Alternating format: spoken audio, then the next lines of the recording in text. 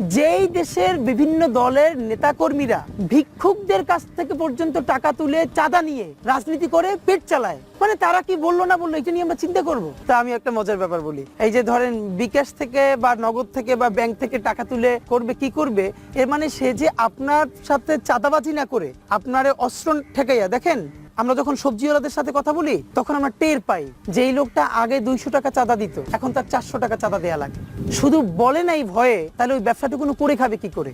তো আপনি আমাদেরকে বলবেন আমরা ক্রাউড ফান্ডিং করে কি করি, আর আপনি কি করেন? ক্রাউড ফান্ডিং করেন না। আপনি কিভাবে করেন? আপনি আর্মস ফান্ডিং করেন। গিয়ে আর্মস ঠেকাইয়া একটা ভিক্ষুকের কাছ থেকে টাকা নেওয়া হয়। আপনি জানেন যে একটা এলাকায় কোন কোন মসজিদে কারা কারা ভিক্ষা করবে সিন্ডিকেট আছে, আমি আপনাকে বলি। আপনার চাইলে এর উপরে তদন্ত করতে পারেন, ইনভেস্টিগেশন ডিবেট করতে পারেন, এবং কোন কোন মসজিদে ভিক্ষা বেশি দেওয়া হয় সেইখানে কোন টিম যাবে সেটার উপরে ওখানকার পলিটিক্যাল লিডাররা কানেক্টেড হয়, যারা ছেঁচড়া টাইপের লিডার, এবং একটা অ্যামাউন্ট তাদেরকে দিতে হয়, আপনি ওখানে ভিক্ষায় দাঁড়াইতে পারে না।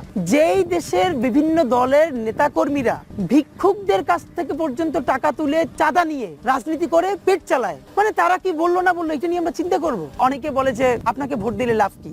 আমরা খুব মজা করে বলি যে আমার ভোট দিলে একটাই লাভ, সেটা হলো আমি চুরি করবো না আপনার টাকা। মানে আপনার টাকা তো সবাই চুরি করছে, পাচার করছে, তো আপনার টাকা চুরি না করা কি লাভ না?